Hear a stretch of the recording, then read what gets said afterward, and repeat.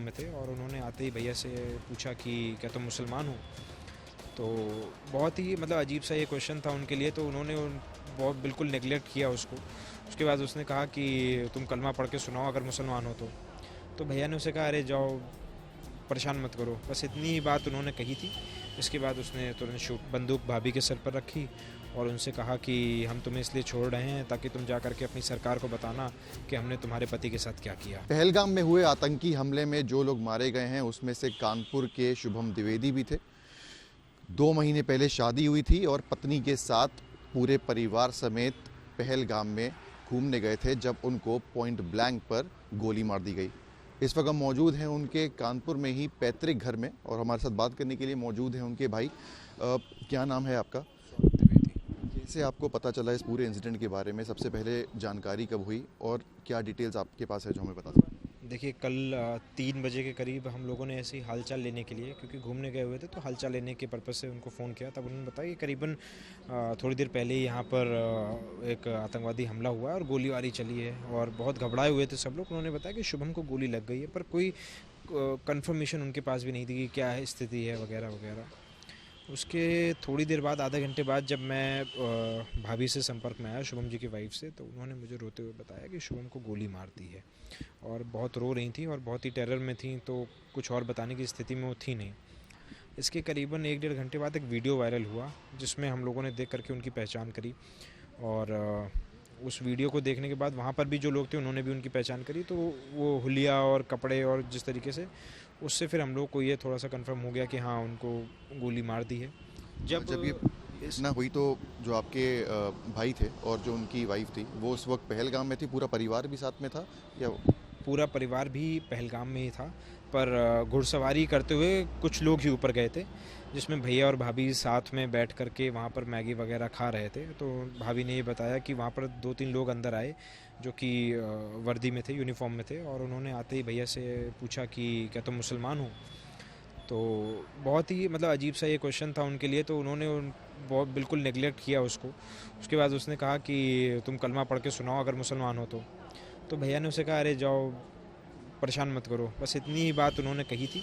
इसके बाद उसने तुरंत शूट कर दिया और फिर बंदूक भाभी के सर पर रखी और उनसे कहा कि हम तुम्हें इसलिए छोड़ रहे हैं ताकि तुम जा करके अपनी सरकार को बताना कि हमने तुम्हारे पति के साथ क्या किया।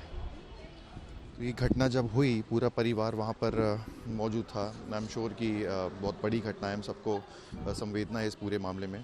फ़िलहाल आपकी बातचीत क्या हुई है? जो आपकी भाभी हैं वो कहाँ पर हैं? परिवार की क्या स्थिति है और कब तक यहाँ पर कानपुर में वापस आए? देखिए ऐसा है कि 11 लोगों में से 1 या 2 लोगों को वहाँ पर प्रोटोकॉल के तहत रोका जाएगा, जो कि डेड बॉडी के साथ आएंगे। बाकी लोग आज दिल्ली के लिए रवाना कर दिए जाएंगे, जो शाम तक आज दिल्ली आ जाएंगे और फिर वहाँ से हम लोग उनको कानपुर लेकर के आएंगे। बाकी सभी लोगों की सिचुएशन वहाँ पर बहुत ज़्यादा ख़राब है, क्योंकि भाभी मानसिक तौर पर बहुत ज़्यादा ट्रॉमेटाइज्ड हैं। जब ये घटना हुई तो पूरे तरह से खून से वो सन गई थी, क्योंकि उनके जस्ट बगल में गोली मारी थी और शुभम जी के फादर मदर वो सब लोग भी बेहोशी की हालत में हैं। कोई किसी तरीके की बात करने की सिचुएशन में ज़्यादा है नहीं। तो आज शाम तक ये लोग घर आएंगे और हमको ये मतलब उम्मीद है कि कल सुबह तक डेड बॉडी भी आ जाएगी। बताइए कि 2 महीने पहले ही शादी हुई थी शुभम की, उनकी वाइफ के साथ एक वीडियो भी है जो एक दिन पहले अच्छे से हंस खेल रहे हैं, गा रहे हैं। उसके बाद क्या पूरा वो घटनाक्रम था जो आपको उन्होंने बताया, जैसा आपने मुझे बताया, कैसे वहाँ पर गए थे, कैसे रिएक्ट किया, फैमिली उनके पास कब तक पहुँची और उन्होंने कुछ बातें बताई हों? देखिए ये तो इस तरीके की कोई बातचीत नहीं हो पाई, क्योंकि सब लोग बहुत ही ऐसी कंडीशन में जहाँ पर ज़्यादा बातचीत होना पॉसिबल नहीं है। हाँ यही मुझे बताया गया भाभी की तरफ से कि जब हम लोग ऊपर ये लोग गए हुए थे तो सबसे पहले इन्हीं लोगों के पास आकर के टेररिस्टों ने पूछा था। उसके बाद फिर उन्होंने फायरिंग ओपन कर दी और 2-3 और कपल्स के साथ भी इसी तरीके का वाक़या उन्होंने किया है वहाँ पर। उनका ये कहना था कि करीबन 30-40 लोगों को गोली लगी है और उसके बाद क्योंकि भगदड़ मच गई और जिस रास्ते से घोड़े जो हैं वो ऊपर जाते हैं वहाँ से लोग पैदल नीचे भाग रहे थे, तो काफ़ी चोट भी लोगों को आई भागते हुए। जो जिस स्थिति में था उसी स्थिति में भागते हुए आ रहा था। इसके बाद काफ़ी देर के बाद जो नीचे फैमिली थी उनसे उनकी मुलाकात हो पाई थी और अभी तो खैर सब लोग सेफ़ हैं और श्रीनगर में आर्मी के साथ हैं। साथ हैं। घूमने गए थे मेरे ख्याल से शादी के बाद पहली बार।